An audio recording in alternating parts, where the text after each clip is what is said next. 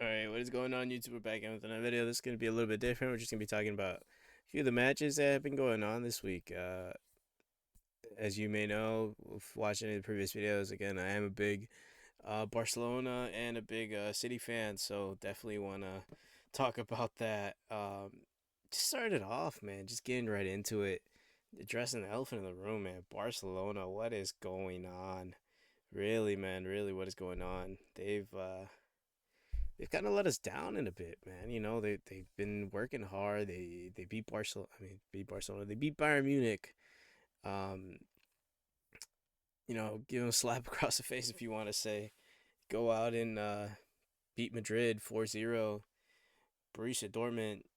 Uh, like these games that it's not that you're not sure Barcelona's gonna win or not. It's just that like these are hard games, that they're playing, and they to go out there and give it their all and go, in the end take the dub. It's like, man, something's really back with them. But then you go on and you got Leganes, you have I can talk about all the other teams that we played recently. Let me just show you right now.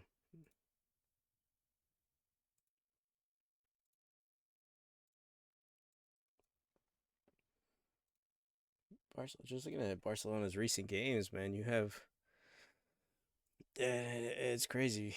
You lose 1-0 to Leganes at home, man. The game was pretty poor, honestly. There wasn't much going on. Lewandowski missed many chances. The team just didn't look motivated, and that could be down to many reasons. Fatigue is definitely one. Coming into it, Lamine Yamal getting injured. I think it would have been best if he gets subbed out as soon as he got hurt. I know it's Lamine Yamal, and he's a great player, and he's the man for Barcelona, or the player for Barcelona. He's still a kid, but it's like you gotta know when I call it, and I think it would have been best to take him out. Again, he's a great player for us, but it would have been best to take him out, have somebody fresh who could do the work. Because unfortunately, that injury that he had to his ankle was definitely keeping him back a bit. Um, yeah, losing to Leganes. We'll see. Just get right into it. We lost to Leganes 1-0, man, and I believe this game we had about 20 yeah, we had 20 shots, man. And to have 20 shots and not score any of them, that is very disappointing, to say the least. Um, the Gunners played pretty solid defensively. A bit of time wasting here and there, but I mean, to be fair, it's like you're playing Barcelona at their home. Take as much time as you need, right? You're up a goal, and probably not expected, but you're up a goal. Again, 2-2 to Betis, which this should have been a game as well that we should have won. It tied in the last minute, which is very, very disappointing. Um, Out of a mistake, and not just mistake at the end, but just mistakes in general, like things that we should be taking care of. We got Mallorca the 5-1 win, but we lost to Las Palmas, and I know Las Palmas is never an easy game for sure. Every time we play Las Palmas, we always have trouble. Same with Celta Vigo. Celta Vigo is never an easy game. That one is definitely tough. Iago Aspas carrying that team for sure. Just a tough, tough match to play against. Real Sociedad losing to Real Sociedad, but then like again, you have the games where Osasuna 4-2 as well, but you have the games where it's like we should be winning, and not only that, it's like some of them we should be cruising, and it's like again, young boys in Champions League, no disrespect to young boys, but 5-0, it's reasonable. Deportivo Alaves 3-0, very defensive, pretty solid. 3-0, not bad. Sevilla 5-1, it's like, okay. Sevilla has always had a solid team, right? And for us to go out there and win 5-1, it's good. It's a good on us. But again, like these games where you're just dropping points, whether with a tie or a loss, it's like that shouldn't be happening. Real Sociedad, again, no disrespect to them, but it should be a game we should win. And again, Real Sociedad is not an easy team to play against. They're definitely top eight. Right now, they're seventh place. Haven't had too bad of fixtures, but still. Just looking at the games ahead, Atletico Madrid, this one is going to be a tough one for sure.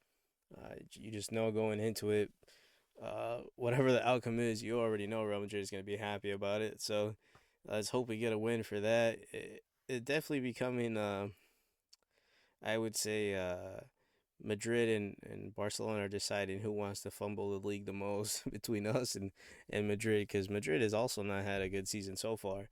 But at the end of the day, it is Real Madrid. Regardless of what happens, they are a Madrid, right? They are a team that can pull it off. They are a team that can win. They are a team that could show why they are a big club, right? But not only that, moving on to Manchester City, Man United.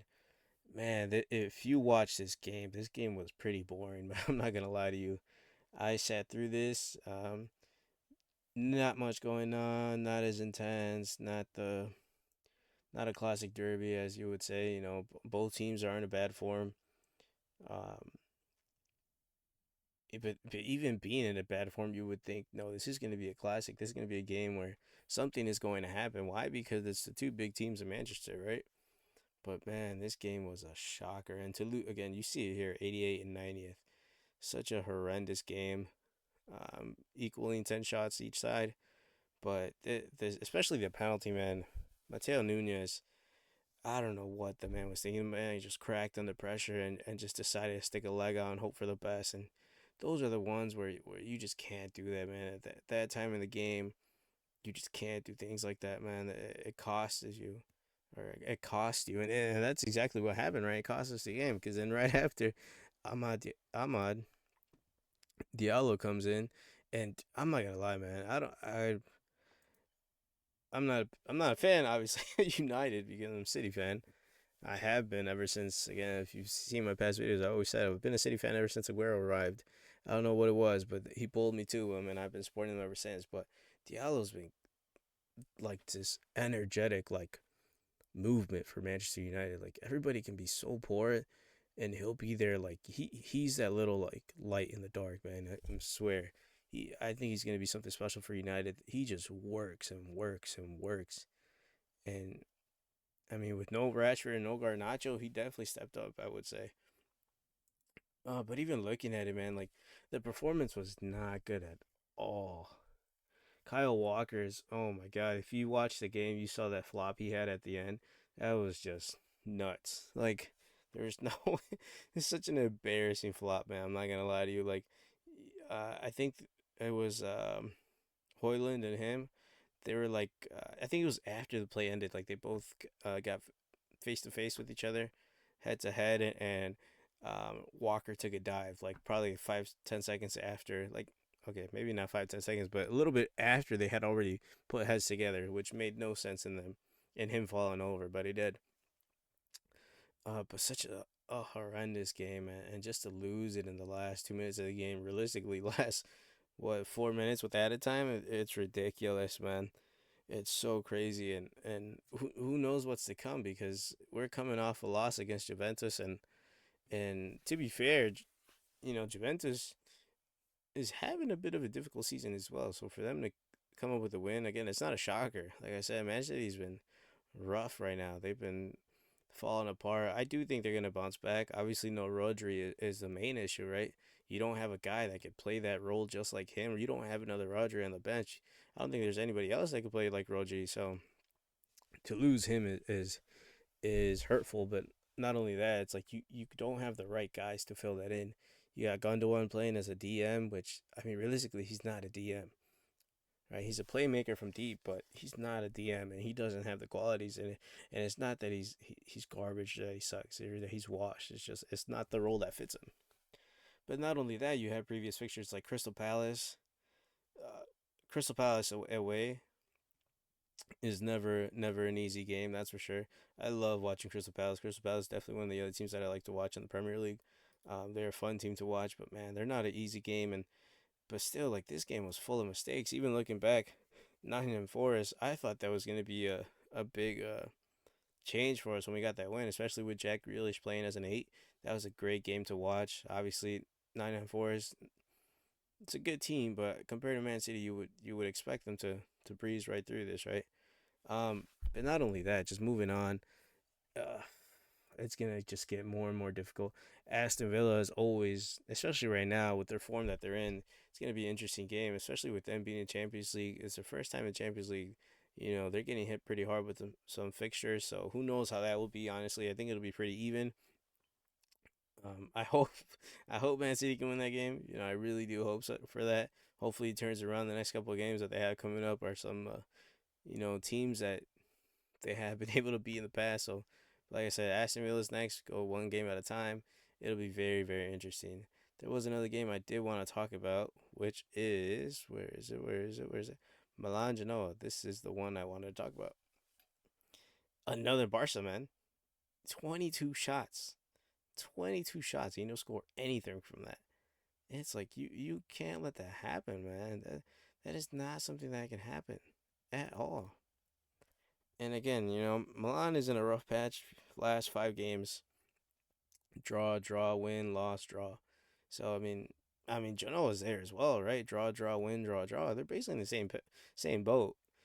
But still, it's like Milan's, the big team in Italy.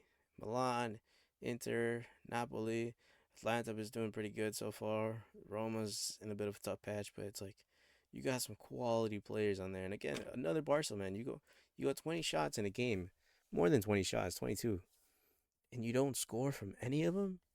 It's like that's not how it should be, man. You drop points when you shouldn't be doing that, right? You create you're digging up a hole that you're trying to get yourself out of, and it's like you're tossing the dirt out. You're tossing the dirt out, tossing the dirt out, and come to find out, you look at the dirt's falling back in the hole. That's basically what they're going through. Napoli doing great so far. I believe they're first, aren't they? Oh, second. Atlanta's ahead of them, but Napoli, I think I don't know.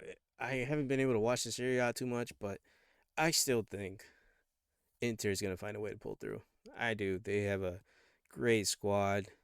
Lautaro, Thuram, um, Bastoni. Oh man, this guy has been great. Bastoni has been amazing for them. But Lautaro, man, he is having a bit of a season. I wouldn't say he's at his best form. But again, you can't really just look at stats, right? He does a lot more for a team than just stats wise. I think he's very underrated as well. I would say he's definitely one of the top strikers right now in the world. But the unfortunate thing is that a lot of people just look at stats. And again, he is a striker, but he provides a lot for the team. Another person I can think of, and I'm not comparing them, I'm just talking about the work rate and everything, is Darwin Nunez, right? Some Liverpool fans, Liverpool fans love him, some don't. I think he's a great player, man. He works for you, and yeah, it might not be so clinical. Oh my God, guys, I'm throwing my words out. He might not be so clinical in front of goal, but the work rate that he provides is just top notch, man. He's a great striker. On his day, he'll perform for you. He's a bit of an uphill, downhill player, but who knows? Maybe with Diego Jota back, he might be able to put some work in, guys. But that's all we're going to be talking about for this week. If there is any other games or any other matches you want to talk about, any teams, any other leagues, any upcoming fixtures you guys might want to know about, talk about, we'll do a little recap at the end. Feel free to leave a comment below. But I'll see you guys in the next video, guys. Peace out.